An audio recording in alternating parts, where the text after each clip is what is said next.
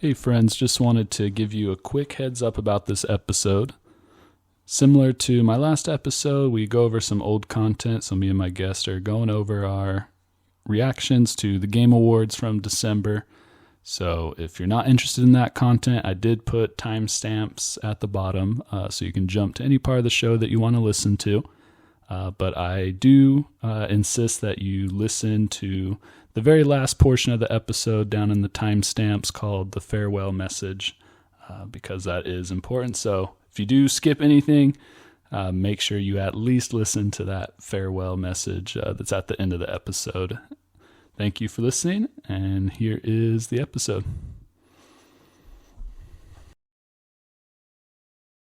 Hello, friends. Welcome to this month's episode of Gather Party Podcast, a podcast for friends where I bring on a new friend each month and we talk about video games, news, releases, and pretty much anything else that we feel like talking about. And this month I am joined by one of my gaming dads, Mr. Kirby, a.k.a. Bing Bong, Ian Roos. How you doing, man? Doing good. Thank you for having me on. Glad to have you back. Just got some exciting news. He's increasing his party by one, so congratulations, man. That's exciting. Are you guys going to find out the gender for this one? Yep, we actually know already. It's a girl. Oh, wow. Nice. Yeah. Congratulations. Yeah. This doctor did the NIP test or whatever, the genetic one, all the time, so we got the paperwork really early on. The NIP test. Okay. And that's what they call it. That's a weird name. And they look at the baby's nipples and see, yeah, this is a girl. They have really good ultrasounds now. Just go right through the tummy and they're like, oh. Right on, man. Well, that's exciting. Either of you hoping for a girl? Both of us were hoping for a girl. Okay. So I think it was one of those where like, if it is not a girl, like we're going to be happy and ecstatic, but it may take us a little while to get there and get past the idea that I think we're both like two and done, especially if it was a guy and a girl. So I'm definitely on the two and done side, so I'm happy about it. Nice, man. Well, That's awesome. Other than that, how's everything else going? It's been good. Life has been busy. Finn's birthday falls between Thanksgiving and it's the November 31st. And so Thanksgiving we went to Wisconsin and then we came back and we had a birthday party and then we're hosting family next weekend. So things won't stop, but things have been good.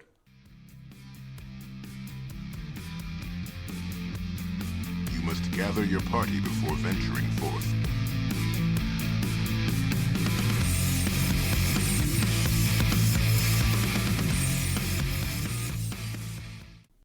Well, what games have you currently been playing? Yeah, I think last time I was on, I mentioned that I had just started Baldur's Gate and I was like loving it. I'm almost there and I'm still loving it. It's been a trip and it's been the main thing I've been sinking almost all of my video game time into.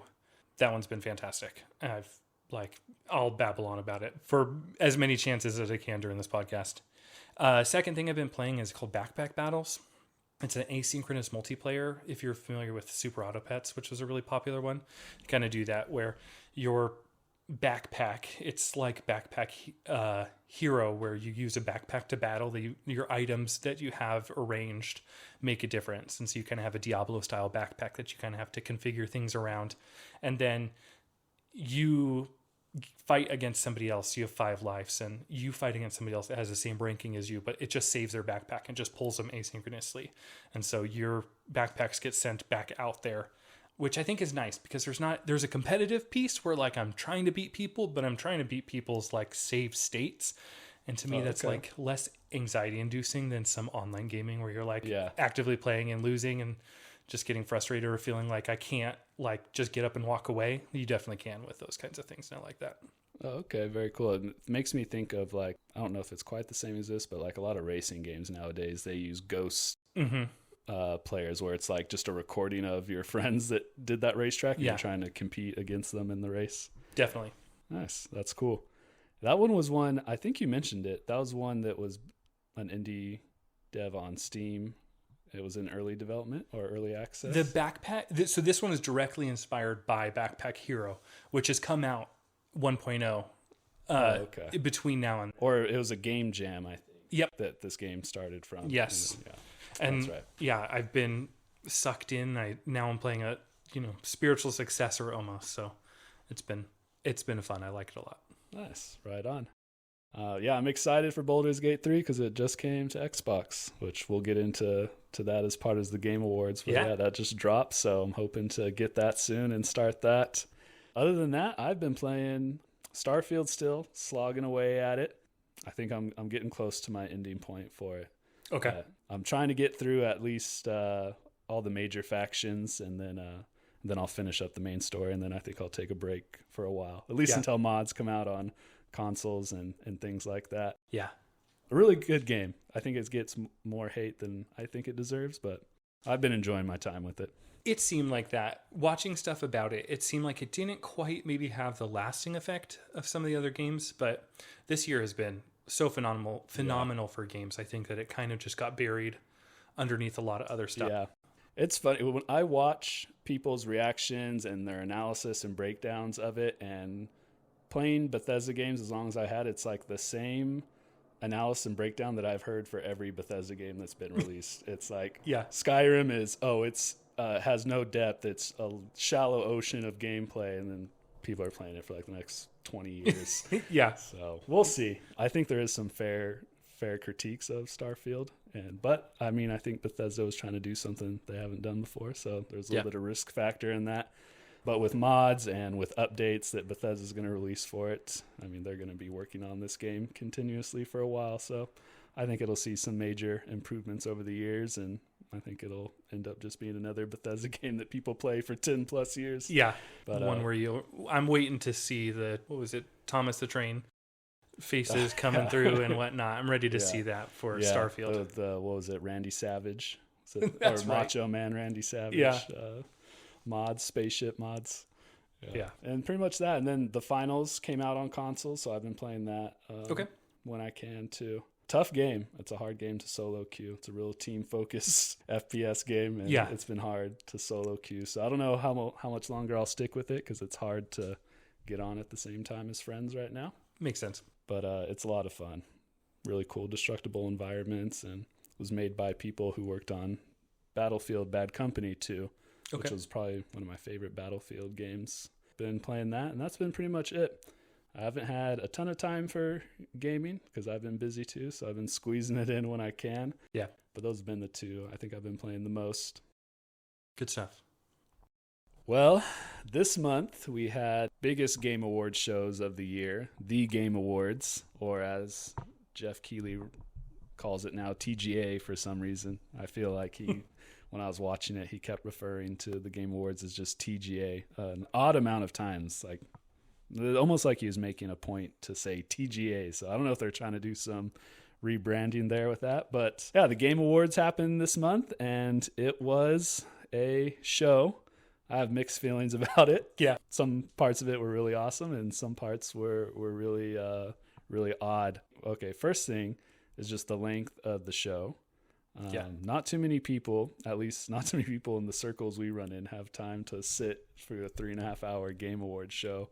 How much of the show did you watch live, and did you watch all of it in a recap, or did you just watch highlights after the show? Yeah, I watched probably 20 minutes, maybe 30 minutes live, just kind of, it was on Twitch, somebody watching it. And I saw Baldur's Gate Game of the Year, and then, spoilers alert, and then the musical rendition at the very end. And so it was like 20, 30 minutes up to that point.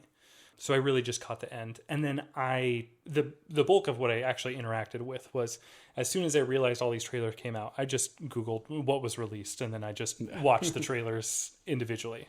And I think that was the smart thing to do rather than sit through it. I was going to try and watch it live, but I had thought that it started at 7 o'clock, but it's actually starting, I think, at 4:30. At least maybe the pre-show is starting at 4:30. Eastern time, so I was a little bit off, which 4:30 is prime dad time, where usually we're doing the bulk of our dad duties after work. So didn't get to watch most of it live, but I did after Sid went to sleep. I got on around 7 thinking I was about to watch, like, cool, I just missed the pre-show, but I got on there and they were like almost to the end, so I caught maybe the last almost hour, probably like 40 minutes of it. And so I got to see some awards. I believe I saw action and action adventure game, and then I think multiplayer, and then also game of the year. Yeah. And then after I watched it live and it came to an end, I went back and I watched almost blind. I didn't look up anything. I watched it from the beginning, kind of blind, and watched almost the show in its whole entirety. So I got to experience it at least in its entirety. Yeah. And it had some serious pacing issues going on, and we'll get into that in just a little bit. But one thing I did over the summertime when I was covering showcases is I kind of just focused on, what I liked about the show, what disappointed me, and then what were some things that surprised me. So I thought I would keep in theme with that, because I'm a creature of habit and like things to be the same. So we're going to do that here again. So what did you like about the show? This could be anything from, things that were announced, award winners, guest appearances, anything like that. Was there anything that stood out to you that you really liked from this year's Game Awards? Yeah. There's a couple of releases that really stood out for me that I was really excited about. Pony Island 2. I'm quite excited for. We were talking about it in between. I'm a big fan of Inscription. It was a lot of fun. I played Pony Island, even though it's that's one of those games where you played on a Sunday afternoon for 4 hours, and it's a cool experience, and then you never play the game again. And I played it years ago, probably years after it came out. So I'm excited to see what the next rendition of that. And then I'm lost on names already, but there was an announcement that stands out for the game from the developers of Dead Cells and the game from the developers of Ori and the Blind Forest. Windblown. Windblown was the first one, and then the second one was... I'm not sure. I can't remember the second It's not the Light the Fire one. That's because that's No Man's That's Sky No Man's Sky developer. devs. But yeah, so there are some pretty great indie devs that have kind of announced some things. I would say that those were some of my favorites. Really excited to see what's coming new from them. And then the Game Awards itself, I was happy to see that Baldur's Gate did well. I was happy to see that Tears of the Kingdom got some recognition. It's a weird year to see that a game that good won one award, but yeah, that's what I'd say I enjoyed most. Okay, yeah, and we'll talk more about the awards too, because that was another thing that I've started to realize is so odd about the Game Awards is their award categories. Yeah. When I was looking at them in their entirety before the show and talking about it with Dylan on my last episode, there was just a lot of odd categories, and how they group games into their genres is a little bit interesting. Yeah. But yeah, it's funny because Tears of the Kingdom, I feel like most people pegged for Game of the Year at its release, and then August rolls around and Baldur's Gate 3 drops, and all of a sudden that's become like the favorite for Game of the Year. Yeah. Definitely an underdog that even me who knew Baldur's Gate 3 was in development, I didn't think it would have the success that it's had now. Yeah. I thought it would just appeal to its neat niche kind of computer RPG community, and it'd be a cool RPG, and that would be it. But it's really reached the masses. So I definitely agree. It deserved all the recognition and awards that it got. I did list one award that I thought was questionable that it got Best Multiplayer Game. Granted, I haven't played Baldur's Gate 3, so I don't know. You can take my opinion with a grain of salt, but I just feel like that category, I don't know. I just feel like Baldur's Gate 3, I feel like it's a Game of the Year pick because of its single player experience. And I don't know if the multiplayer experience, although it's awesome and awesome to have that option, most people I feel like played through that game single player. So I want to cut you off because I 100% disagree. I don't know if on your notes I put in a thing that was like, this I think was so deserved. I have been playing through the game. I'm in the third act. I'm far into the third act with my solo campaign. I started a campaign with one of my buddies that's been playing it a bunch, and it has been an absolute blast and one of the smoothest multiplayer experiences I've ever engaged with. It's easy to drop in, it's easy to move characters around, it's fun and intuitive, and the way that it splits things is like, the first act you're given a huge area of game to play with, and you and your party members can be in totally different areas. And so since Act 1, we had both dug through it pretty extensively before we kind of just pushed into the rest of the game. He was dealing with the Druid Grove, and I was exploring the Goblin Camp, and we were able to just do everything simultaneously. And then when it was like, oh, hey, I'm starting a fight, one of us would teleport and jump into the battle, and the systems are smooth, and it seems like it's fit for that. When there's two people that roll the same initiative, you and your friend can run your turns at the same exact time, so there's no like dead time and waiting. It's beautiful. It's so well done. And I didn't think it was going to be a multiplayer experience until I had a chance to sit down and play it. And I was like, oh my God, it's so good. That's funny because I didn't know what the multiplayer was like in Baldur's Gate 3. And when I pictured it, I thought of kind of just the classic multiplayer RPG where it's like top down, you're sharing a screen, can't move into a new area unless you have your party member with you, and you're just following each other around to all these different places. But you guys are just doing your own thing. The game runs itself. And you can even be like, I am in a cave that is past a loading point and the other person is talking to someone in the overworld. And you can even click in to listen to important conversations in that moment. And then you can go back to running around the Underdark or wherever you're at. And no problem. Oh, that's really interesting. So it's almost like just a drop-in multiplayer experience. That's cool. And it's kind of designed to be that way. And I think that on release, it maybe got flattened out a little bit because on release, you kind of dropped in and your character came with you and there's some stuff like that. But they made it so that you can drop in, pick up control of your friends' characters, run some of the campaign with them, and then jump out. And then they can take the characters back and just keep going. All right. Well, like I said, I haven't played multiplayer, so I would take Ian's opinion over mine in that category. But I more so wasn't saying that Baldur's Gate didn't deserve it, just that I think that how they grouped games and how they picked genres for games was a little bit odd. And so I just thought it was odd that out of all the multiplayer games, that Baldur's Gate 3 won in that category. I think that was a surprise for me. Maybe more so the playing itself was a surprise for me and being like, this is great. And then it makes sense after that. But I don't think on the outside, Baldur's Gate looks like it could be a multiplayer game. Yeah. Anyways, I'm focusing too much on the negative. This was supposed to be the what we liked part. And yeah, so the things that I liked about the Game Awards was at the beginning, it felt like the pacing was going really well. Like they had some little awards at the beginning. They had awards during the pre-show, like some of the minor categories that, people don't really care about, like the esports ones and content creators. Content creator was an odd one. I didn't know any of the content creators, and I feel like I follow a good amount of content creators, especially since I started doing this podcast. Yeah. I didn't recognize any of the names that were nominated for content creators, and I can't even think of the name of the winner that got Iron Mouse, which is, I believe, a person, but it's like an AI. She's a VTuber. Okay. So she has the JPEG instead of her face. Yeah, and does all her. Mm-hmm. So that was interesting, but anyways, I'm digressing. Yeah.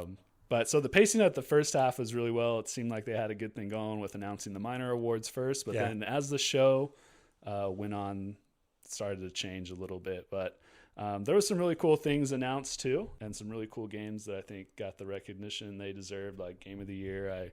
Even though I haven't played Baldur's Gate 3 yet, just based on the metrics and everything that I've read about it, it seems like it was well deserving. Reveals that I thought were really cool that I was really stoked for. First one I had listed was Exodus, which had Matthew McConaughey come out to present it, which was I feel like every guest, every celebrity that comes to the Game Awards, I don't think I've ever watched one and been like, wow, that was like the funniest or the smoothest thing I've ever seen. It's usually pretty bad. Yeah. And I get that they're probably not even writing their lines. Like, I'm sure there's some producer, some editor who's like writing what they say when they go out there. But yeah, even Matthew McConaughey was a little bit cringe. Yeah. I think instead of saying all right when he walked out, he said pew, pew, pew. Yeah, which was pretty rough. And then he talked about it afterwards, and I was kind of like, oh, okay. So it was rough. But, it's Matthew McConaughey. He's cool. But I was more excited about the game. And usually I don't get super excited about trailers just because at these type of events, like they'll show us like a cinematic trailer with no gameplay. And it's like, oh, that's a cool trailer, but I have no idea what this game is like. But this one did show us like some snapshots of the gameplay in there. Very Mass Effect like. It looked like third person, kind of over the shoulder. Yeah. We saw just a little bit of like player running and maybe a little bit of combat. And it's by the writer who worked on some of BioWare's earlier titles that I really liked. Like Dragon Age Origins and KOTOR and the first Mass Effect games, which Mass Effect 1 and 2 are probably in like a top 10 list for me. Yeah. So it definitely has some really good writers and a really good team behind it. So that gave me some hope for it. So I was pretty stoked on that one. I'm looking forward to. I think it wasn't until like 2025, so it was still quite some time. I actually don't know if they even gave a release date for that one. Now that I'm thinking about it, so it might be way out there, but yeah, definitely one where like it caught my eye. I was like, I'm gonna keep an eye on it. I haven't played a ton of Mass Effect, but at least I appreciate them. Maybe your sentiment towards Baldur's Gate, same thing for me. Yeah. And I guess Matthew McConaughey's debut in a video game, so that'll be something. I don't think he's the main character, though. Really? Okay, yeah. I don't think he said he was the main character. I think he just said it was his debut, and I don't remember from the trailer the main character, at least what I thought was the main character. It was Matthew McConaughey's voice, but I could be wrong about that. But yeah, so cringy opening to it, but still excited for it. Yeah. And then one of the other games that looked really cool was the No Rest for the Wicked, which was from the creators of Ori and the Blind Forest, but much different. It's kind of fantasy medieval RPG. Yeah. Third-person action adventure. Much different from Ori and the Blind Forest, but Ori was a very good game. I liked it a lot. But the art style to No Rest for the Wicked looked pretty cool. Kind of had that kind of almost, I don't want to say comic book style, but it just had kind of like a unique kind of shell-shaded kind of art style to it. A little bit of pop to it that made it look special. Yeah. And then I thought it was going to be kind of, similar to Ori and the Blind Forest, when that's what they said. But then the trailer that they showed was very graphic, violent, and kind of like this third-person action RPG, action RPG game. So it looked pretty cool, at least cool enough to interest me. Yeah. And so I'm pretty stoked for that one. And then I think the only other trailer that I was really stoked about was the Blade trailer. Okay. Which again, like I said, I try not to get too stoked on these just cinematic trailers that they give us, but it was hard not to be stoked for that one. Yeah. The developer behind it, Arcane, that worked on Dishonored and Deathloop. I actually didn't play Deathloop, but I love Dishonored. Yeah. I played multiple playthroughs of the first Dishonored and really liked it. And I was just really stoked that it was Blade. I'll be honest. I just love vampires. It's funny. I give my wife, I tease her a lot because she used to watch Vampire Diaries all the time when we first started dating. And I would laugh my way through that show because I had to watch so much of it with her. Yeah. And I couldn't stand it because they're not real vampires on that show. Yes. And the dramatics of it were so over the top, and the storylines were so over the top, and which I get that, you can change whatever you want about vampires. Like there's been so many different shows and media and iterations of vampires, but that show just always made me laugh. But I always tease her about vampires, and whenever there's a new show about vampires, I ask her if she wants to watch it. And she always says, I don't even like vampires. I just like Vampire Diaries.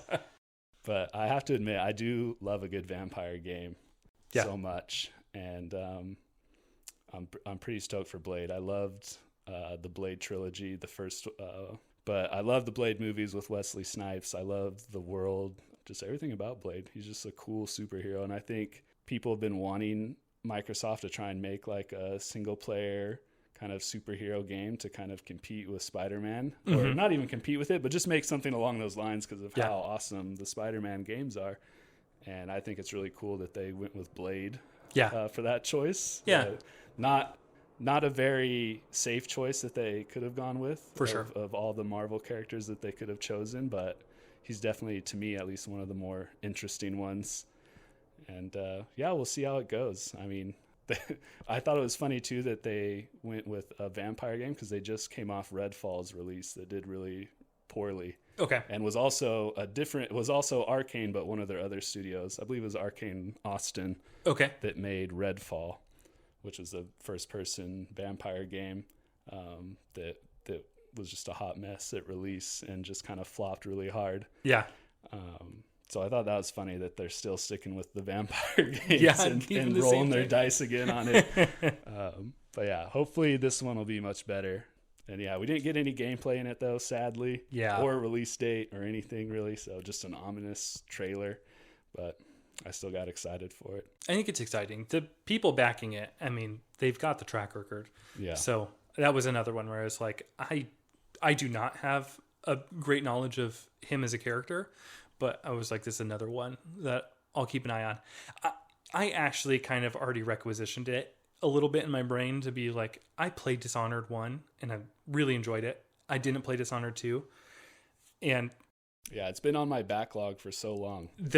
I think that those games I kind of recognize as like, I want to do the same. I want to play it through a couple of times. I really want to figure stuff out about the game. And so it's like, I will play it when I have an infinite amount of time, maybe on retirement or something. But right now it's one it's kind of been backburnered. Yeah.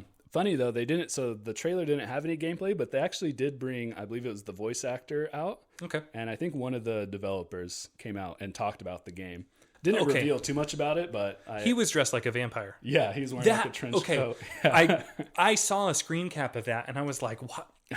There was a couple people dressed pretty oddly, like the Baldur's Gate guy was accepted the award in plate mail. Full plate armor, which I think was awesome.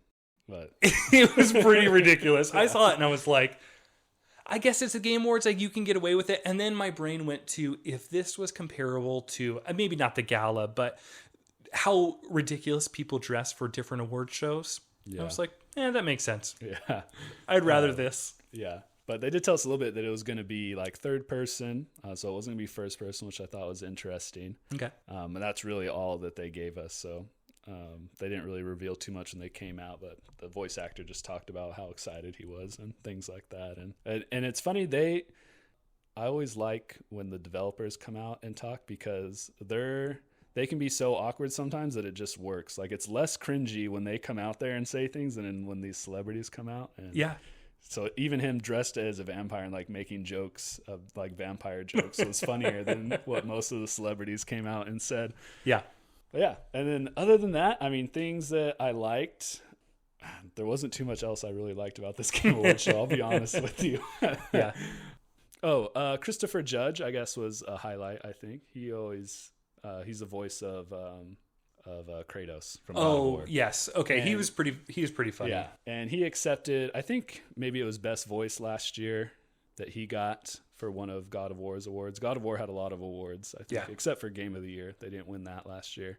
But he accepted an award last year, and he had a very long speech, actually. It was like a joke this year that because I think it was like a 10-minute speech he gave, and they kept playing the music, and he ignored it and just kept talking. And so he came on there and made some jokes about that, and he always does pretty well, I feel like, when he speaks publicly. And he made a joke about Call of Duty. Yeah, which was pretty good. Yeah. Which was funny. Afterwards, there was some backlash from the developers, a lot of mean tweets that came out. I mean, I think that's exactly what he's asking for with it. I mean, he shot his shot, and he was like, well, I'll never work for them again, so... Yeah. But yeah, it was funny. There's like tweets coming out from the developers claiming like, oh, it must be sad that your player engagement is only for a short amount of time or something like that. There's really weird tweets that came out. Weird things like Call of Duty bragging about their player engagement and monetization and keeping players playing, and God of War, you play it once and put it down. And I don't know if those are the right things to be bragging about from your studio, but maybe that's all attached to a dollar figure, so maybe that matters more. But all right, so that's what we liked. How about what disappointed you? Anything in any of the trailers or things you were hoping to see that didn't make it, or just any of the trailers that you think just kind of flopped and didn't really land? Yeah. I mean, celebrity appearances was one, and I think that some of the tie to the backlash that it got, part of it being I enjoy that this is becoming the next E3, and maybe that's dipping into the surprise section as well. But then to see how much backlash there was, it was kind of like, it took a little digging for me to get to the point where I was like, I get where that backlash is coming from, because going back to the way that I originally viewed it, I watched Game of the Year, and I went back and saw all these releases, and I was like, hell yeah, there's a couple releases I'm really excited for. And that was about my experience with the Game Awards. And that was a really positive experience. And so then once I dug in a little bit more as we kind of started talking about some of this, or, prepping for it, I was like, oh, there's a pretty honest reason why the focus of this was, I think a lot of people said this is an event to celebrate developers. And then developers have basically no time on stage. It's all about other video games and different ways to kind of self-promote with celebrities being on stage and given an unlimited amount of time. And at first I was kind of like, okay, well, this is something to make money. And then you look at it and it's like, yeah, it was definitely slanted in the favor of the dollar versus the developer. Yeah, I get that it's to make money, and Jeff Keighley, I think he cares a lot about video games, and that's why he's kind of taken over this and tried to create this event and the summer showcases. But yeah, there's something with the formula to it that needs to be adjusted. Like it's not a good balancing act right now. The statistics that came out on the show, with the whole show length was 3.5 hours long. Yeah. And they had, I think the breakdown was 17% of the show was spent actually announcing awards and giving developers time to talk. And then the rest of the show was advertisements and game trailers. Yeah. Which, I mean, I think even game trailers count as advertisements because that's essentially what they are too. So the majority of the show was just advertisements. And I think that's why so many people are upset, because Jeff Keighley has kind of painted it as like this celebration of game developers. Yep. And then this award show this year seemed to not care that much about the developers and cutting them off abruptly. Like, it seems like they had such a traumatic experience with Christopher Judge taking a 10-minute speech and it wasn't planned and kind of threw off the whole show last year. So they're like 30 seconds into a developer speech, they're playing the music, like cueing them to get off. And and then even when, I can't remember his name now, but one of the Baldur's Gate 3 voice actors won Best Voice. And so he went up there and accepted the award, and he started to give his speech and was very sincere about it and got a little bit emotional and kind of talking about it. And then the music cued and he's like, oh, I got to get out of here. And he started to say a little bit more. They cranked up the volume on the music while he's like teary-eyed trying to finish what he's saying. Yeah. And he just like runs off the show, off the stage. I mean, so things like that, I think, just rubbed people the wrong way. Yeah, I agree. Well, I think that you watch something like Nintendo does their directs, and one of the pieces they often do when time is running over is they do a super cut of pieces of trailers that like, this game's coming, this game's coming, this game's coming, and they'll do like 10 games in like 3 minutes. If they would have done that twice and been like, check our website, check our Twitter or X or whatever you call it now, if there's a full trailer there to check out, I think that they could have saved some time. But I also am of the mindset, like, I'm not interested in who won Content Creator of the Year, or Esports Coach of the Year was another award. And so some of those, I'm like, definitely do them on a side stage. I don't want to hear the devs talk about it or anything like that. Like, just skip through those as fast as you're going to skip through some trailers, just to bring some stuff together. Yeah, and so a lot of the times, most awards, they kind of did it as like a side note, like they would just kind of rattle off these winners back to back. And some of the things that I thought were going to be like major categories, like, oh, they're going to announce this one, it'll have, give the team a chance to come up there and talk about it. Yeah. Like best indie game and best breakout indie, both of those awards were listed off in like 10 seconds, just back to each other.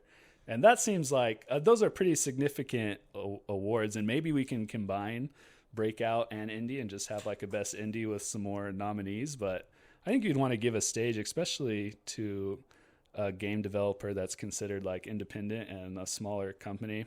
Yeah. And to give the stage, like, it's probably, I mean, it's so hard, I feel like, in the gaming industry to win these awards, even though there is a few other award shows. Like, some of these developers, it's like a once in their career chance here. And so to win, I believe it was Sea of Stars won best indie game. And it was just announced in like 10 seconds and they moved on to the next thing. And that seemed like a game that you would want to have the developers come up there to talk or thank people for that one. So it was just odd, the awards that they picked to be kind of these little side pieces to the show, and then what they picked to be, the ones that come. And most awards were kind of just rattled off back to back. I mean, there's only like a few major awards, like action adventure, best game direction, I think, best voice, game of the year, art design.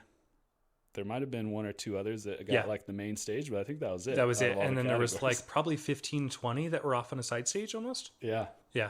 And yeah, other ones that I think should have a main stage would be like major genres, like the fighting game category. I think should get a main stage. Like these fighting games have been around since like the dawn of video games. Yeah, it's one of back in the arcades. You know. So that seemed odd. I don't like how they organize and how kind of the formula is for the Game Awards show. Not that I don't like the show altogether, but I think he needs to tweak it just a little bit. Hopefully Find a they better will. balance. It seems like I was looking back to try to look at some stuff. They've been growing like crazy. Like back a couple of years ago, the amount of viewership on them was like 1 million or 2, and then it's been successively climbing several millions of views over the last couple of years. I think like 20 to like 60 maybe in the last 2 or 3 years. Really significant jumps. And they're streaming it too, so they're not paying for like cable companies to air this, and they're getting millions of views from just Twitch and YouTube and these different places that they're streaming it on. And I think maybe their website too, they stream it directly. So it's impressive that they're getting that many viewers. And I guess I am a little too hard on it because, like you said, it's looking at the past years. It just started in 2014. Yeah. So that's fairly new. Yeah. For a game. It could be on the tail end of growing pains. Yeah. Maybe. Maybe we can give them that excuse. Yeah.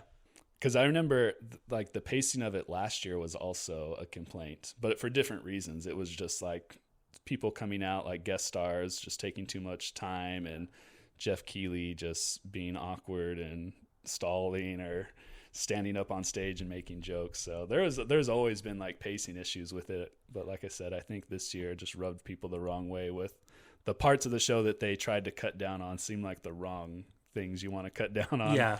Like I think when you said, Nintendo does when they run out of time, they'll just kind of show like a quick snapshot of like 10 games coming out and 10 trailers. And it seems like that is where you'd want to cut down time on the trailers and the advertisements and things like that. But I'm sure they're getting into now like money and what people are paying for to have aired there. So. Yeah.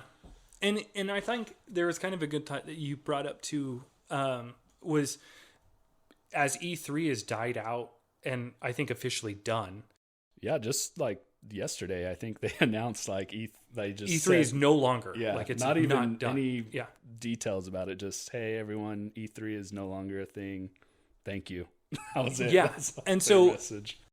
As you've seen the rise of the Nintendo Direct, and I know there's a couple other places where announcements are becoming a thing, this kind of has become like an E3. And so you kind of got to wonder, what does the balance look like for them to kind of manage? How do we put out so much and how do we make everybody happy? And so I think they're still figuring out that balance.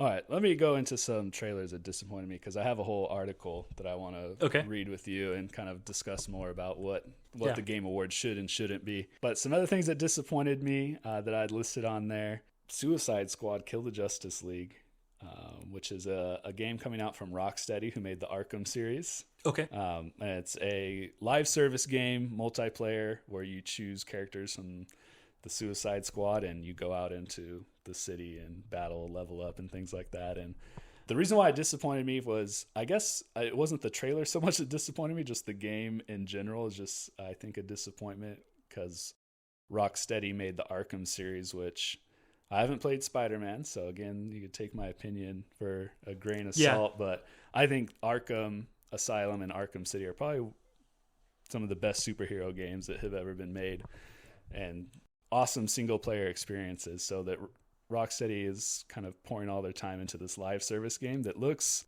very mediocre in the trailers. Yeah.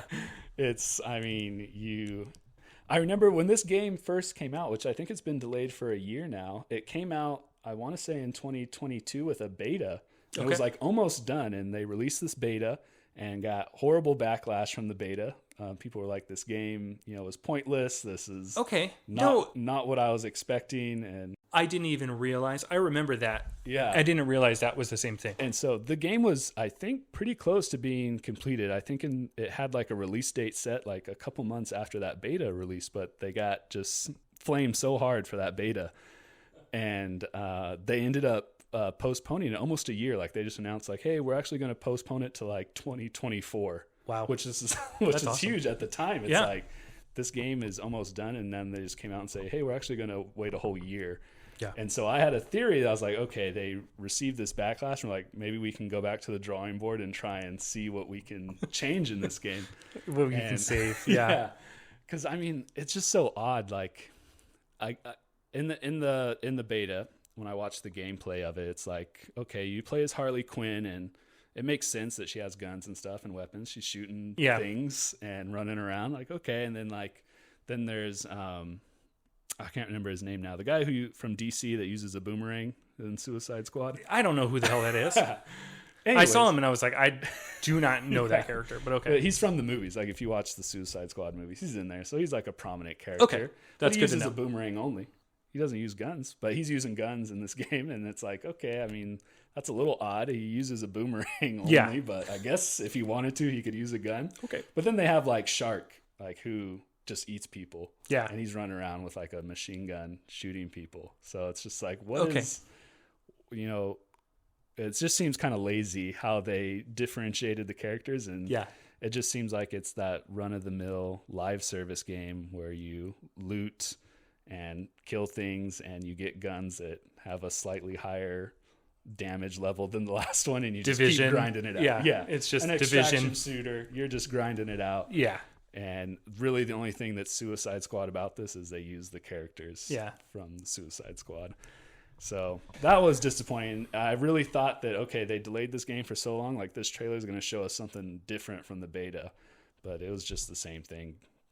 The shark jumping around with a machine gun, shooting enemies and these weird purple dots that are on the map that for some reason you have to shoot. And I don't know. It just all around, it looks disappointing. It was disappointing before this, but just seeing it again just awoken all those feelings of Rocksteady and the Arkham series that I had. So I think that was one of the weaker trailers of the show. A year of work didn't save that. Yeah.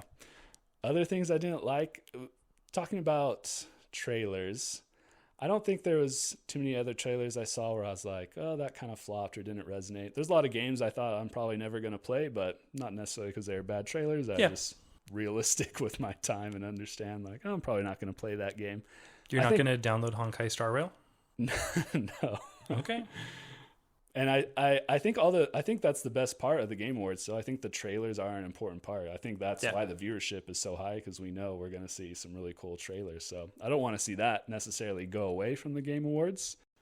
Balance just needs to be struck somewhere. Yeah. Another thing that disappointed me that I listed with was best ongoing game, which I don't. Okay, I'm glad you're going to bring this up, because if you weren't, I was. This is dumb. Yeah. So best ongoing game this year went to Cyberpunk. I think Fortnite may have been in there. I can't even remember the other nominees right now. Oh, Apex Legends, Fortnite. I'd have to look up the other ones. But it doesn't matter what they were. It could have been literally They were actually games that are ongoing. Yeah. Live service games were all the other nominees that are still active. Yeah. And so for Cyberpunk to get it, there's in no world would I ever consider Cyberpunk a live service game or even a game that supports its community. It seems like they got this award because of all the updates they've released for the game, but it's because the game was so broken at launch. Yeah. They fixed the game. I played Cyberpunk 6 months ago and it was in a great state. If you haven't played it and you're interested in a game, Cyberpunk is a good game. I'm pretty sure Witcher did the same exact thing, but where it came out in a poor state and they fixed it to a point where maybe Roach ended up on a roof here and there, but it was still fun. It's a real slap in the face, I think, to be, a award show for developers, but also something where this is, it's fan servicey. I think Jeff Keighley's been in the industry long enough to recognize that to me, it's a slap in the face that buying some of these games or pre-ordering these games and then getting served a turd is, a terrible way for the industry to go. And I think that there's been a lot of pushback against it. And 2023 has been an anomaly of a year with how well AAA games have been coming out, what the state they've been coming out, and how well they've been doing. So to accept that is an okay thing that can be honored is the piece for me that I was like, you've crossed some lines. Like, you could create a category for this that could be, there's that award show that gives out Rotten Tomatoes or something, does fake awards. Like, this should be a fake award. Like, best game that fixed itself while people spent way too much money on it or something like that. It's ridiculous that they honored it for that reason. Yeah. So I that's one, like we said, their categories for their awards need to be looked at, because I don't think there's any way that Cyberpunk should have been allowed to even be a nominee for an ongoing game. Yeah.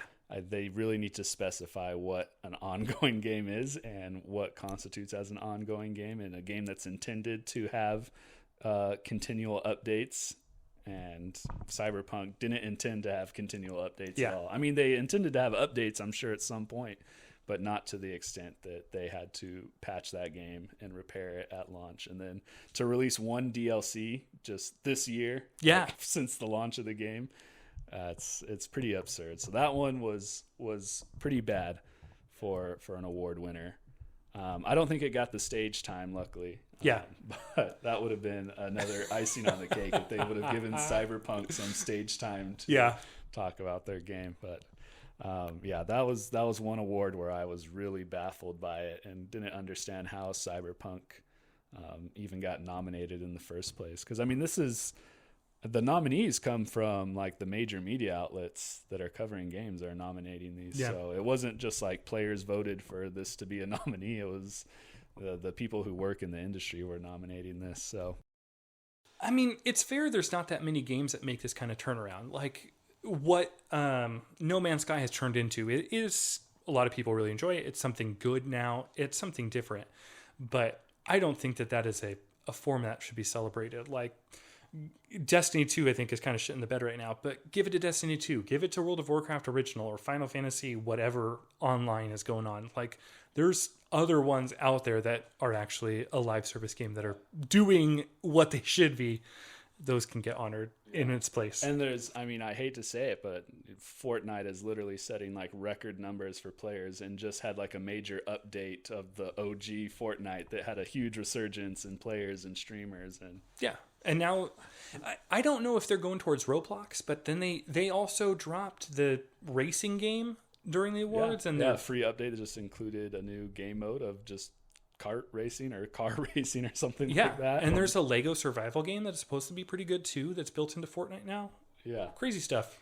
Insane. Like, just games within games of Fortnite, like reaching almost not quite the Roblox level, because Roblox has just like thousands of games within it that are player created, but Fortnites are so well polished, they're almost like standalone games, like the Lego one that they just dropped. So I mean, we could go all day with how many other games probably deserve that award over Cyberpunk. Even ones that weren't very good at supporting their community, but at least we're supporting the community. So that one really baffled me. That was definitely a big miss on their part. And none of the other awards really bothered me that much. Obviously I'm like I said, I'm okay with Baldur's Gate getting all the awards that it got.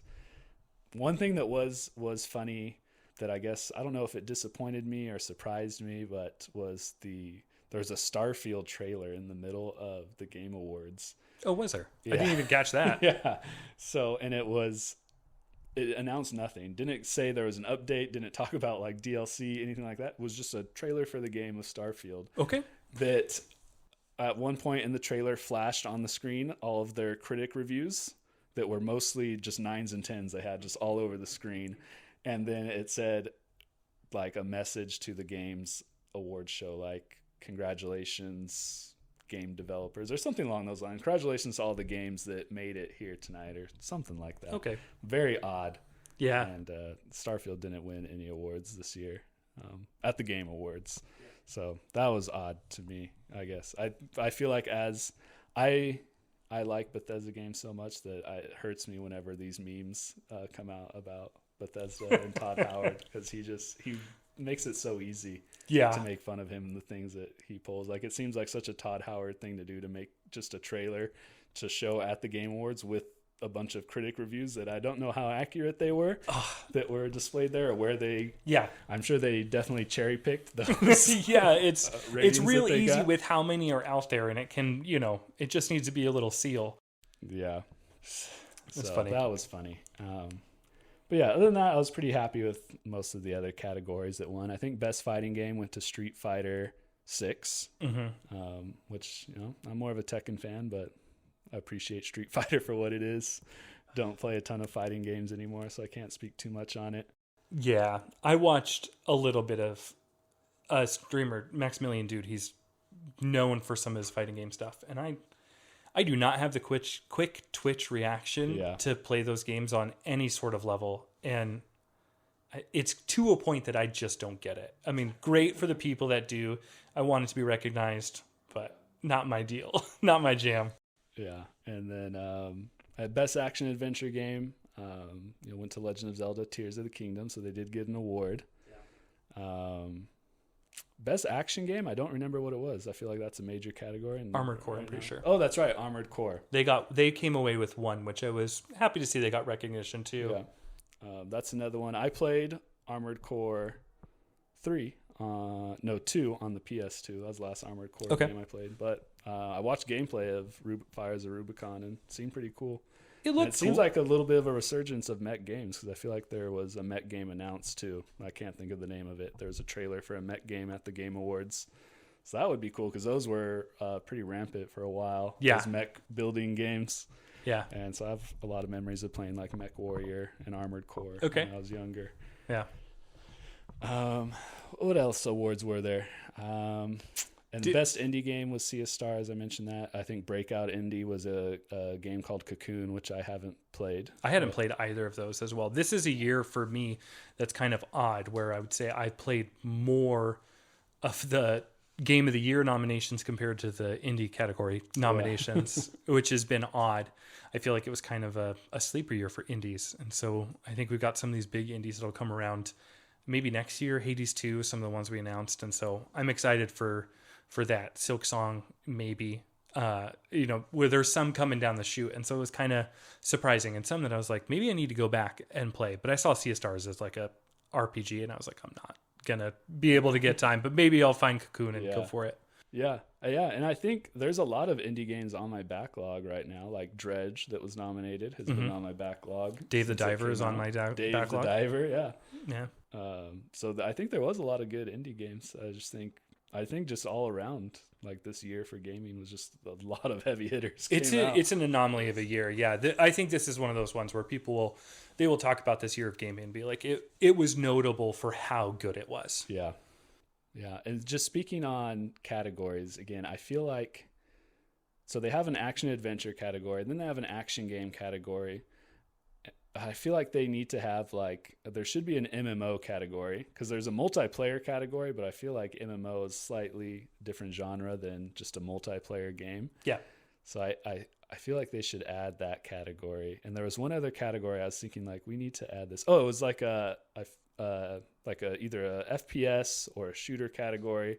I just think they're the action and action adventure category are so similar. I feel like that we just need to drop one of them, probably the action category, and branch off into something else. And same thing with multiplayer, branch off into one other genre, because MMOs and first-person shooters, I also feel like are staple genres of gaming that don't get recognized, at least at this Game Awards show. I know there's others throughout the year that they do get recognized at, but for a mainstream Game Awards show, I feel like you should have at least just the staples, the basic gaming genres that have been played for so long. That makes sense. I think there's almost a piece of it that's it's Overwatch again, or something like that, or it's Modern Warfare again. Some of that I could see being a piece where when you go action games, you can throw some different stuff in there. I would say would be the only argument against it. I would have liked to see a remastered category, somewhere where you can shovel Resident Evil 4, somewhere where you can shovel some of those games that's they should get recognition for being well done. But so you don't think a remake should qualify for a Game of the Year? I mean, unless there is so much added to it that it is a new experience, no. And that's one where, Resident Evil 4 is easy to pick on, because I think it's been released on just about every console since the GameCube.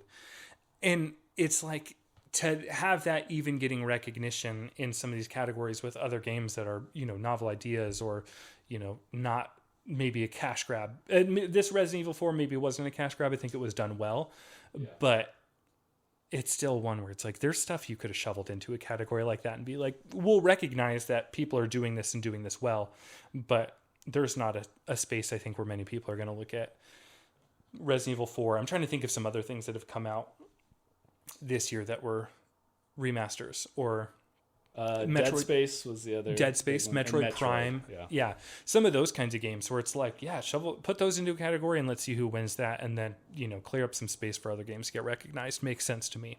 Yeah.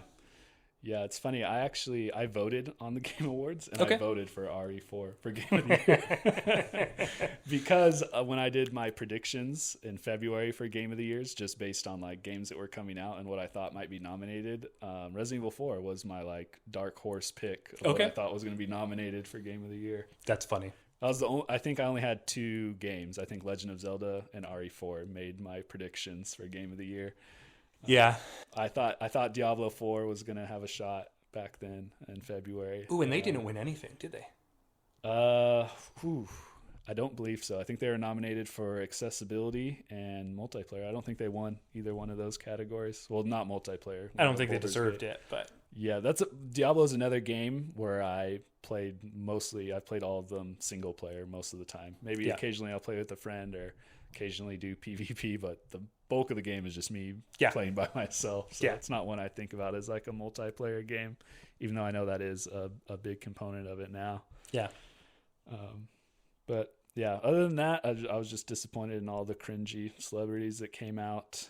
Well, we'll get into the next category here and we'll talk about that. But last thing here, what surprised you the most? So anything as far as releases, winners, losers, anything that surprised you the most in the Game Awards? OD surprised me. I was not expecting. I expected a Death Stranding 2. It being the new game that was brought out by Konami Productions, and so Hideo Kojima, not Konami Productions, sorry, Kojima Productions. It being the new game announced by them, and what looks like a horror game, which I wasn't expecting, and then they brought out Jordan Peele and were like, yeah, he's collaborating on it. I think it's a really cool idea. I think it's arguable that Konami is making art, not video games, compared to everybody else in the genre. Yeah. And so that's one where I am like, to see him wrapping in, a director to horror movies, it's like, cool. Let's see where it goes, because it's going to be interesting and fun. I saw a funny comment on the reveal trailer for this one was like, based on the marketing of Death Stranding, for all we know, this could be a kart racing game. That's so good. With the trailer is just a bunch of people staring at a screen, and it gets progressively like tense. And you're right. It could just be, it's a harvesting sim. It's, Stardew Valley clone. And gosh, I've seen longer analysis and breakdowns of that trailer than I have for the entire Game Awards show. Like, people are dissecting that trailer for that game. I saw one a Reddit post of a guy saying that if you pause the trailer at certain points on the people's faces that are talking and you zoom in on their tongue, you can see a number and like a reflection on the tongue, and you can see, I don't know, a monster in the reflection of the eyes. That's awesome. So people are like diving deep into this trailer to try and figure out what this game is, and no one's ever going to have an answer. No. Even after the game releases, probably we're not going to know what it is. I know. I need to finish Death Stranding, and I've got halfway through it with zero idea of what's happening in the game. But it's beautiful, and the music's great, and it's a fun experience, and I'm sure this one will be just the same. Yeah, no, definitely. I mean, I'm excited for it too. I was not surprised that Kojima was there, but definitely surprised that this is what we got. I knew it had been announced, I think at the summer showcase, that he was working on something for Xbox, but we had no idea what it was. So I was surprised to see it too, and surprised that Jordan Peele is also working on it with him. Yeah. Because love all of Jordan Peele's movies that he's produced and directed. So yeah, I'm stoked for it. I'm sure it'll be good. I don't think we have any other information on it. I don't think we have a release date or anything. No. So it'll probably be some time before we ever see that. Yeah. But we'll see what it is. I was also surprised by the lack of Hades 2. I really thought that Hades 2 would have dropped another trailer here. I know Hades 2 is planning to do an early access release, I'm pretty sure, the same way that Hades 1 did. Hades 1 was an early access for a long time, and people were playing it really early on. And so I was surprised that Hades 2 didn't have some sort of drop. Yeah, I wonder if, because I feel like Hades is kind of now become like top tier indie staple, and even main. I don't even know if you want to call it an indie anymore. It's like broke that that glass ceiling almost. Yeah, so I wonder if they feel like they don't need the hype behind it from the Game Awards now, but they might not. They established themselves with Hades 1. The people that are excited for it are going to get it anyways. Yeah. So maybe that's it. Yeah. Not worth the money for them. One of the other things that surprised me was the announcement of all the Sega remakes that are coming out. Okay. Golden Axe, Crazy Taxi. Oh, what's the ninja one called? Shinobi? Yeah. Yeah. Is that the one with the red scarf? No, that's Strider. Okay. I've never played a Strider game, but I know he's in Marvel vs. Capcom. The guy with the scarf. But yeah, Shinobi. But it is a ninja game, like a platformer ninja game, or it was. And there was one more, and I can't remember what it was now. So it was Golden Axe, Crazy Taxi, Shinobi, and Streets of Rage.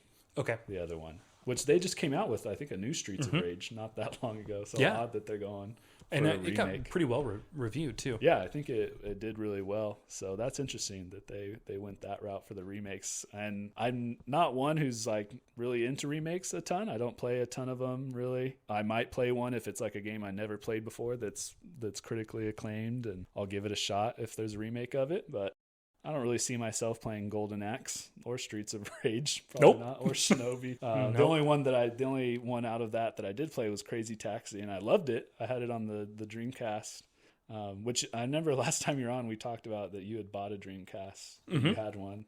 Do you have any of those titles on your Dreamcast? Crazy Taxi. I know I have Crazy Taxi, and I think that I do not have many Dreamcast titles, despite having the console itself. And I didn't spend much time playing, honestly, any of the games on the list. But I'm in the same boat when it comes to remasters. It's really got to pull me, and it's got to be one of those games that I missed when I was a kid, and I wish I would have played. And I have these also aren't remasters; they're remakes. Oh, remakes! What's the difference? That's how they distinguish it now, because they change. It's not the original game. They're not just enhancing the original game; they're remaking it. Okay.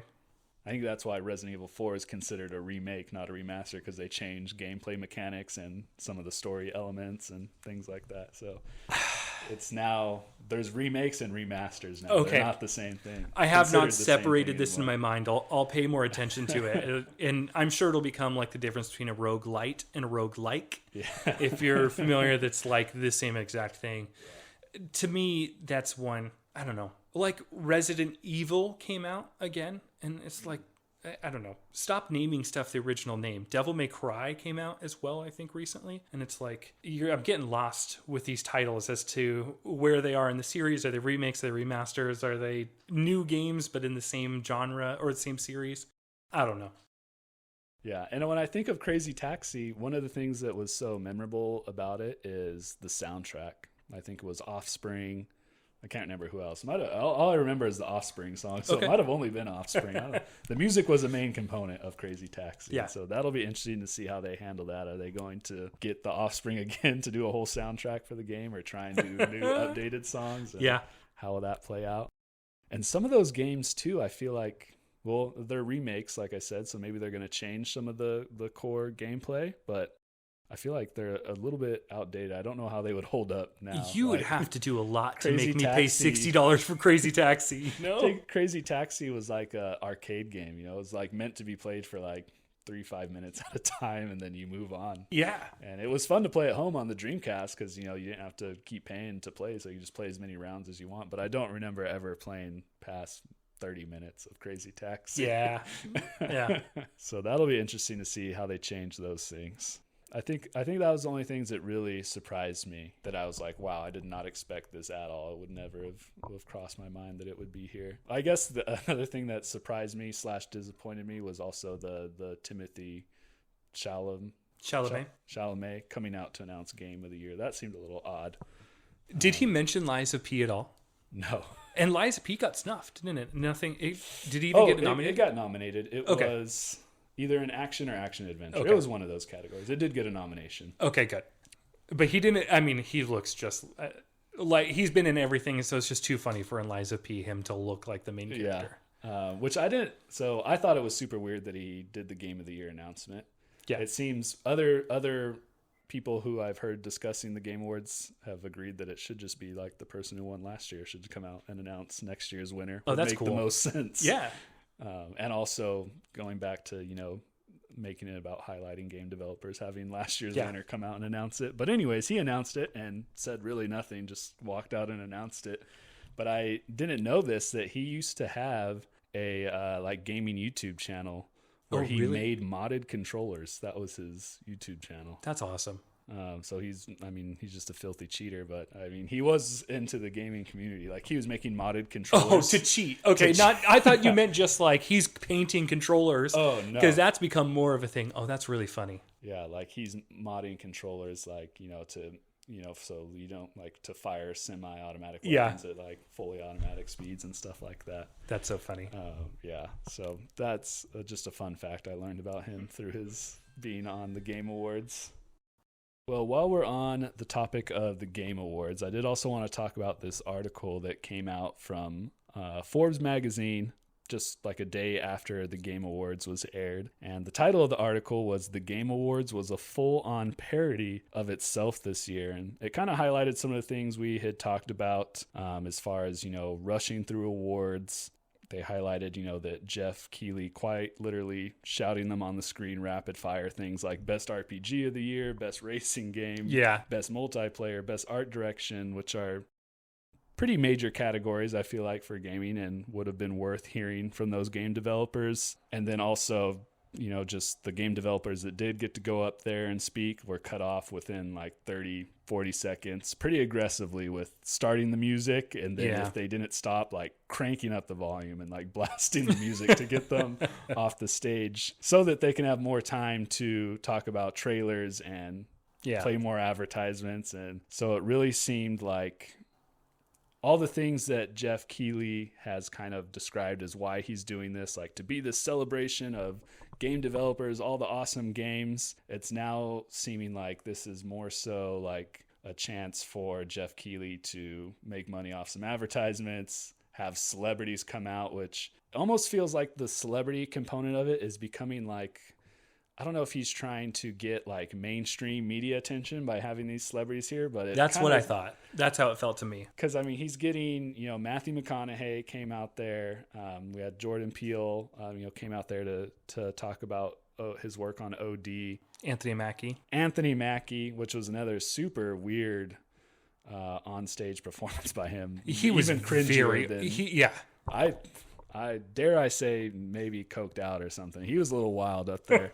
But he just kept going on about this bit, and it just wasn't hitting at all, but he didn't stop. Like where he was like pointing at people on the stage and telling them to be quiet. And I don't think anyone out in the crowd was reacting at all to him, but he was pretending like they were, and like that he was telling them to shut up and to stop talking.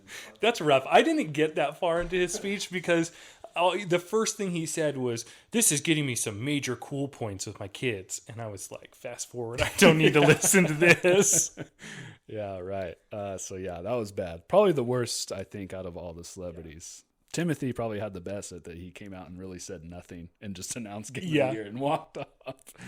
But anyways, so Forbes came out with this article kind of breaking down some of the things we talked about and kind of saying how the Game Awards has moved away from what it originally was intended to do and what Jeff Keighley kind of envisioned when he created the Game Awards. And it's almost kind of pretty much calling Jeff Keighley a sellout at this point, is what they're saying the Game Awards has become with the amount of advertisements and guest star appearances and things like that. So I just wanted to, ask you, I know we talked a little bit about like changes they can make. Obviously for next year, they need to adjust the formula of how much time they give to awards and game developers and how much time they give to advertisements and trailers. But it made me think about just the Game Awards altogether and like what it really means. And do we really need to have the Game Awards show? Because there are other industry kind of centered award shows like the Golden Joystick, BAFTA is one. I can't remember what that acronym stands for. The DICE Game Awards. So they have these other game awards that highlight all these different games and give awards to people in the industry and things like that. Yeah. What I've always really liked about the Game Awards is like how accessible it is and how easy it is not just to watch it, but you can also buy tickets to it. You can attend. It really seems like it's like an event open for all to attend if they want to. Obviously, like the front row is just littered with just people in the industry, and you can't buy front row tickets to it, but you could attend it if you wanted to. That's interesting. And it gives us the option, to vote on the Game Awards, which not all the other awards show do. So yeah, I was wondering if maybe do we even need to have a Game Awards show, or should Jeff Keighley just start focusing on the trailers and the announcements and like make it just another showcase like he does during the summer, but now it's like a winter showcase highlighting the games that are about to come out or that are coming out within, the next 1 or 2 years. Yeah. The balance has to be struck somewhere. And I think that, to answer your question, yes, I think there does need to be a Game Awards show. I think if you're trying to recognize video games as a form of art, just like the Oscars or the Emmys or anything like that, there needs to be something. It's in a weird spot because I feel like the Game Awards, calling themselves that in the first place and the way they present themselves, even their like iconography, looking like with the wings and stuff, the trophy, what do they call it? The award itself looks like an Emmy or, along those lines. I don't remember if an Emmy is a little horn one, but whatever the one with the globe. It looks similar. It looks like that's what they're pushing for. And I think that the industry does need something like that. I thought it was interesting. I read that DICE is actually owned by whoever owns the Oscars and the Emmys, or two of the bigger award shows. And so I think there needs to be something like that. So finding the balance where it's like, could this be a showcase of video games and an award show at the same time? I mean, I think a 3.5-hour runtime kind of makes you go, maybe not. That's where my thoughts stand. Is you got to find it somewhere. And I think the balance is hard to find, but I think that you do need to push one of these forward and at least say, most of us agree that this is a good testament to what is the game of the year, especially because games can put that game of the year stamp on their video game. And then, it's 2023 and you're looking at all the 2022 games and everything has a game of the year award stamp on it because somebody's given them game of the year. Right, yeah, because also every media outlet picks a game of the year, like GameSpot, Game Informer, IGN are all going to pick a game of the year as well. Hard to say how much weight this game of the year award carries, but I feel like since it started in 2014, it's been, I think most people in the industry would care about winning this game of the year award. Yeah. I don't think it's like meaningless to them. I feel like it's become a little bit meaningless to the players a little bit. Like most people that I talk to that are into gaming and follow with like gaming media don't necessarily care too much about the Game Awards show. Yeah. And think, because at the end of the day, we're going to all play the games that we want to play kind of regardless of what they win and what accolades they get. So it seems like it's just more so another industry kind of focused Game Awards show like some of the other ones like DICE and the Golden Joystick. Yeah. And so it doesn't really differentiate itself other than the trailers that it has. That's been like the main selling point of why they get so many viewers on the Game Awards show is because Jeff Keighley has all these connections and gets these awesome trailers and gets these guest star appearances. So that's kind of the added bonus of this awards show. So I was wondering if, he should start leaning more into those trailers and announcements. But one thing that I think if he does decide to keep it a Game Awards show and focused on Game Awards, that it would be interesting if he moved more into players and fans being able to control a little bit more about what wins. Because I looked it up while I was watching the show because I didn't know exactly how they pick the winners. And after they send out the nominee list to like major media outlets, they get all those back, and then the board of directors makes the nominee list, and then from there the board of directors essentially picks the winners for each category. Okay. And players can vote on it if you go to the Game Awards website and you can cast a vote, but it says those votes only account for about 10% of who wins the category. So I'm assuming the directors, if there's probably like ties and things like that, maybe they'll look at player votes for things. So I don't even know if they take it into account that much. It would be interesting if it became more so like a Player's Choice Awards where our votes on games could factor more into who wins each category. And so that way there's a little bit more buy-in for fans and players to get to voice their opinions on games. And that would really set it apart from any of the other game award shows that we do have. So I think that would be one interesting way he could go about it. I like the idea. I mean, I think it's cool to give players some of a voice. I think sometimes you end up with Bodie McBoatface on some of those kinds of things, you know? And I think it's something you got to watch out for. I would think they would do a Jackbox style, you know, here's the answer and here's what the crowd voted on or something like that, where you could put, you know, some of that metric in there. Oh, yeah. That would be really cool. I'd be into that. Yeah. I know logistically that would probably be very difficult to do and to maintain the integrity. Then I think people would question even more how valid these Game of the Awards are. If, like you said, people are making up usernames or casting multiple votes and things like that. So probably not 100% player choice on the awards, but I think it would be cool if they adjusted that too and gave the fans more of a choice in some of the winners and be able to affect what games win in each category. Yeah. But I don't want to see the Game Awards go anywhere. I think even with all the complaints it had this year, it's still an awesome show. Still awesome trailers and things like that. I kind of, when I was growing up, it was the Spike TV Awards, which I think Jeff Keighley worked on those. I'm pretty sure he did. Yeah. And those were always really entertaining to me. And looking back on them, I'm sure they were way worse than what the Game Awards is now. Yeah. I never. The more recent ones before they stopped had like Samuel L. Jackson as the host. So, yeah. I mean, they had the same thing, like just cringy guest stars and things like that. But Spike TV was more of like tried to appeal to like the male audience, so just cringy, all of that stuff in there as well. Yeah. So I'm not saying it was any much better back then. I think Jeff Keighley shows a major improvement to the Game Awards. I just wonder if I think Jeff Keighley wants to break into I don't think he wants to break into like the Emmys or like the Golden Globe status, because I feel like he gets more viewership than those probably now shows now with streaming it on so many different platforms. And I was watching it on YouTube and there was, I think, just under 1 million people watching on YouTube, but yeah, I mean, he's streaming it on multiple different places. On Twitch probably has the same amount of people, so they're getting into the millions for sure on their viewership. So yeah, I don't know. I hope Game Awards changes their formula a little bit next year. I hope they make those adjustments, but hopefully it sticks around. It'll be interesting to see if they can. And I think that, the bulk of what we talked about, I think, is minor adjustments. We like the trailers, a little more time and a little bit more focus on developers and your players, and I think it's going to go fine. And I think that you may not be able to get rid of some of those celebrity cameos. You're right that it's going to be to pull in some of the media to be able to catch on, whatever celebrity did this, and even if it's cringy, it gets clicks, and that gets, more viewers next year. So hopefully it's not far off. Hopefully we see changes next year.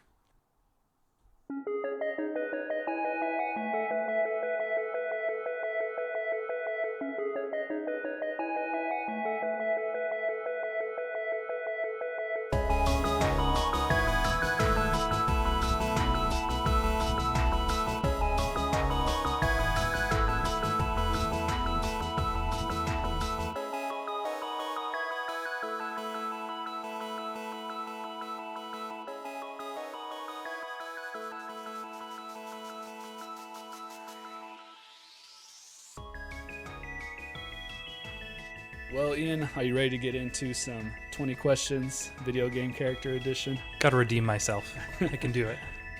So this segment, I've picked out a video game character, and you have 20 yes or no questions to ask me, and then a guess to see if you can figure out who that video game character is.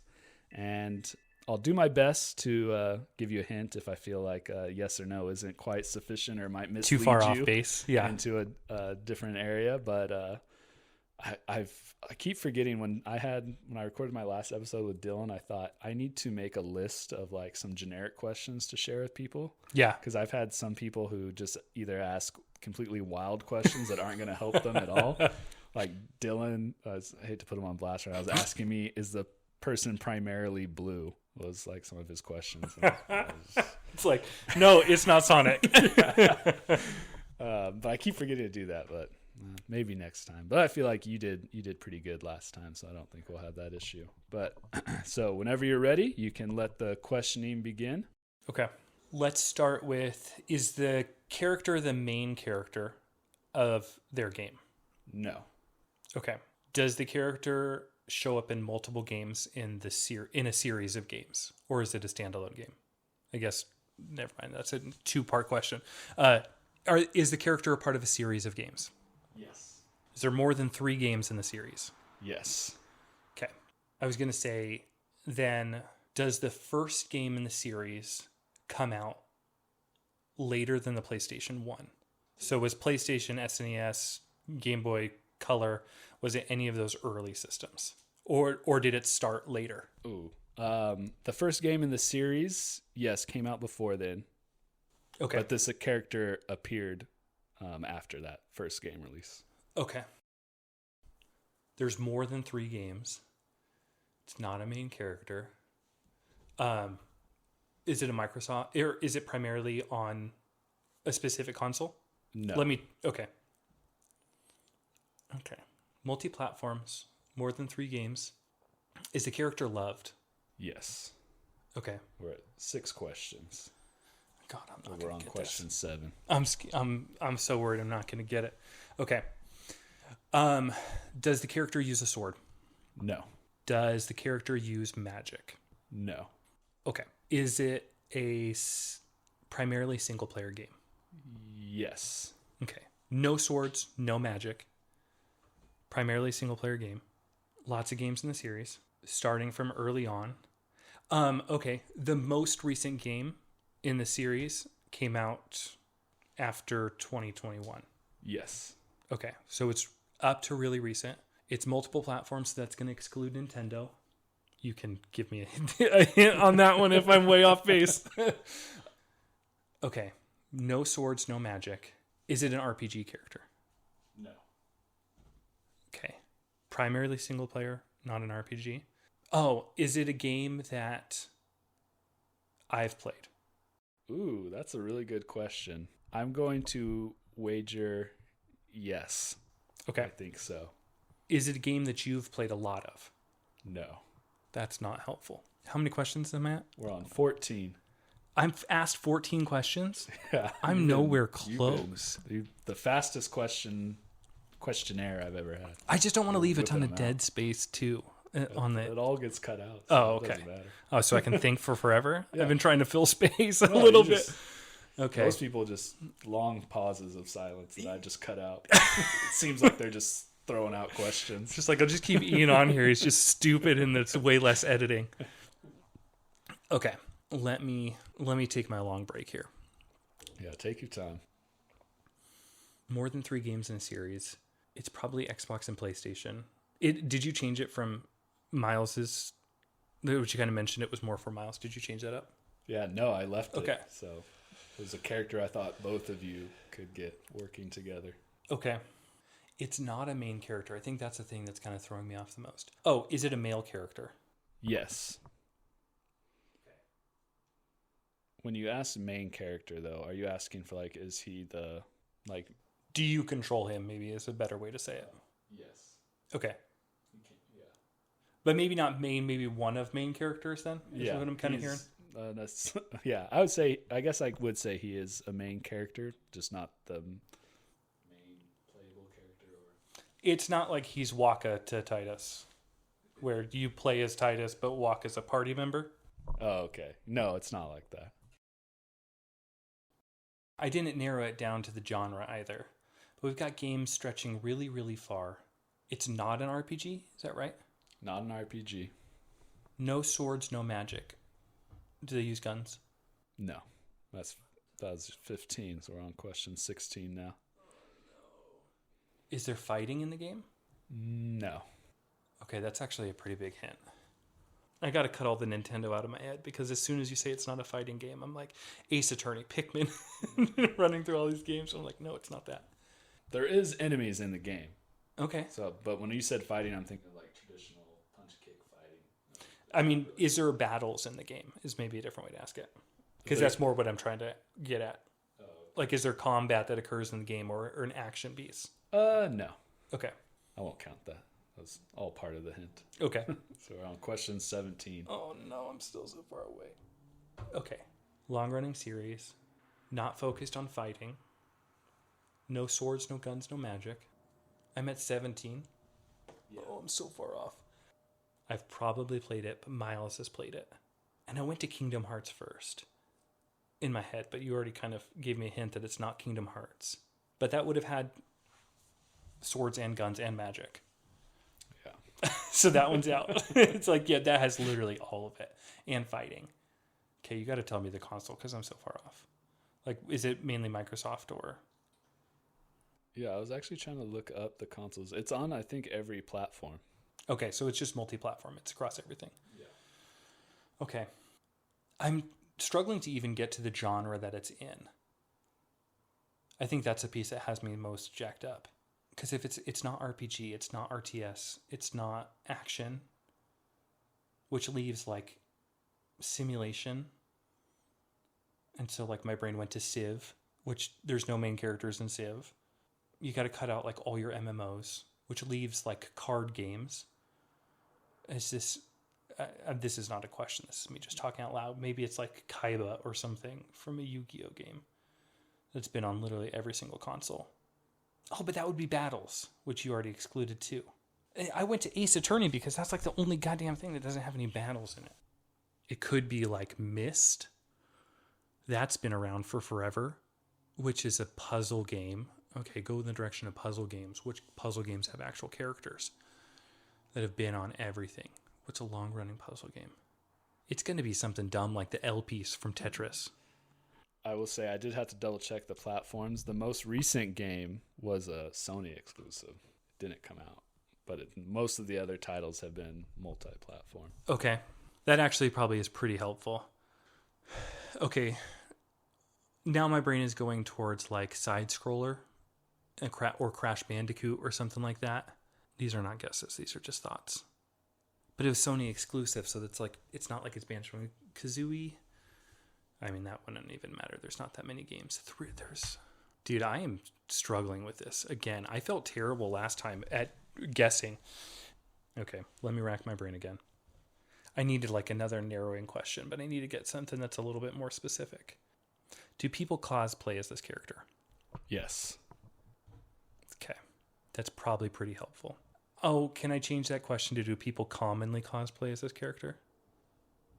I don't know the answer to that. You're like, I'll say yes. In my cosplay circles, no. I think they're popular enough to. Probably you could say commonly, I'd say. I'm assuming that male means humanoid. I hope people listening to this are like, I know exactly who it is. I think based on the questions you've asked, I don't think anyone is probably thinking I know exactly who this is. It's hard. It's hard with yes or no questions to narrow it down so much. Okay. I'm at 19. I've got 2 more questions. I think you're at 18, but I haven't been keeping the best track. I'll give you 3 more. I'll say you're at question 18. Okay. So 2 more narrowing questions. What genre is it? I'm cheating. Okay. That's not a yes or no. You can ask me if it is a certain genre, and I've got to talk through my thoughts too, so feel free to cut it all out. Take your time. Okay. Male. No magic, no guns, no swords. So what does that mean that the character most likely can do if it's not an RPG? They're not going to grow. You are able to control potentially multiple characters. And the game rotates the characters that you can play. Or the series is, I guess, or introduces new people. PlayStation exclusive on the most recent one. And it's recent, so it's PS5. And they stretch back really far. I think that's a piece that no, it can't be Final Fantasy. Final Fantasy makes the most sense, almost still. But it's not an RPG. A racing game comes into my mind. But my brain went to SSX Tricky, which is a Miles game. Is that a favorite of his? No, I don't know, but that just seems like the type of game that Miles would like. Or he'd be like, oh, I played a ton of that when I was a kid. You and I have both probably played it. At least I know I could say probably with certainty both of us have played at least one of the games in this series at some point in our lives. I feel so far off. It's unreal. Is it a racing game? No. Fuck. We're on question 19. You got 2 more questions. Oh. You got a lot of really good information. I feel like if you can get just that one question that just breaks you through to the other side, yeah, you're going to have a good shot at guessing. I feel like I've eliminated a lot of things, but I feel like I haven't isolated what genre it is or what game title it is. I have to run through older questions too. Okay. You got a game that's back in the 90s, stretching all the way more than 3 titles to the 2022s. So it's got to be fairly predominant with characters, which I feel like you talk about sim games or puzzle games or racing games, and they've got no characters in them. Unless it's like Diddy Kong Racing. It's not fighting. It's not an RPG. It's not a tactical strategy game. And it can't even be Resident Evil because you can need a gun. I need to go back to platformers, I think. Okay. One I haven't considered is Spyro, which could be in the right vein. But there's only Spyro, because you said that it was a character that was introduced in a different iteration from the very first one. And it's a humanoid, so Spyro doesn't work. Which excludes Jak and Daxter is excluded. Ratchet and Clank is excluded, because it's multi-platform. People cosplay as the character. I need to go back to that one. Does the character have blonde hair? Yes, I think so. I think you would consider the hair blonde. Okay, that's getting narrower. All right, we're at... This is the last one. I got to guess the character itself. I think so. Yeah, I think that was your 20th question. I'm pretty sure, and that was a pretty shitty 20th question, to tell you the truth. Yeah, I really thought you were going to try and ask like a genre question for the last one. I feel like I still was just between like 3 genres. Oh, yeah, so you did ask a genre. You did ask it as a racing game. Yeah. So you took your shot there. I know. And now I'm shit out of luck. But you've ruled out a lot of genres. Yeah. There's not many. I feel like once I'm like, oh, it's that game, I'm like, there's not much else it could be. Because like my brain went to Little Big Planet at this point, but that's not multi-platform. Oh, blonde hair. I got to Spider-Man and then I was like, oh, go to Miles Morales, but he doesn't have blonde hair. That would have been a good guess. And now I'm like, oh, what about Infamous? That's true. Before the PS1. Okay, maybe I need to take... Okay, last strategy, I'm going to get there. I'm going to go back to before the PS1 and think of early games and series that are not RPG, that don't have swords, guns, or magic. There's no fighting in it, or primary battles. It's not an RPG. It's got role-playable or cosplayable characters. And I'm thinking of a male human with the blonde hair. I feel like this is too much of a hint, but I feel like I got to help you out. You need to. I'm stun locked. I don't even have a character. You never asked me any questions about it being a human, so that you haven't ruled that out as being humanoid or not. I guess that's true. I asked if it was a male. Yeah. Okay, so it's not a humanoid, but it does have blonde hair then? We could be talking about a freaking lion. Okay. So now I'm assuming that it's not a human male, which makes a really big difference. Is it Crash Bandicoot? Is that your final guess? Yes. It is not Crash Bandicoot. That was a very good guess, though. Very close guess. Okay. I'll take at least a close guess. This character first appeared in Sonic the Hedgehog 2 in 1992.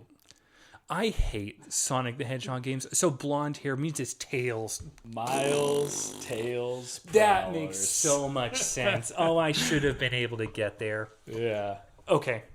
So, yeah. The last one was a PlayStation exclusive? So the last Sonic game was Sonic Frontiers. That's right. And it released on the PS4 and PS5 only. So it wasn't exclusive. But I think it's been on, every Sonic game has been on every platform at this point. Yeah. Some version of Sonic has seen every platform.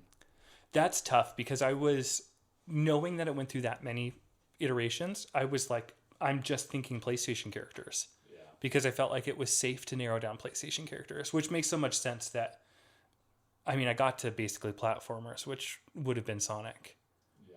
Oh, and the blonde hair ended up being a really, really good narrow down. If I would have recognized that it was not a humanoid. Yeah. I should have asked that as a specific question. Yeah, I really thought that was going to be the genre question you asked. if it's a platformer. I should have. Because I feel like that's a big, I mean, almost every game before the PS1 was a platformer. That's very true. And it's hard to say for the fighting question, too, because you do fight things in Sonic. I didn't know. Yeah, that's a tough one. 0 for 2. It's all right. Next time.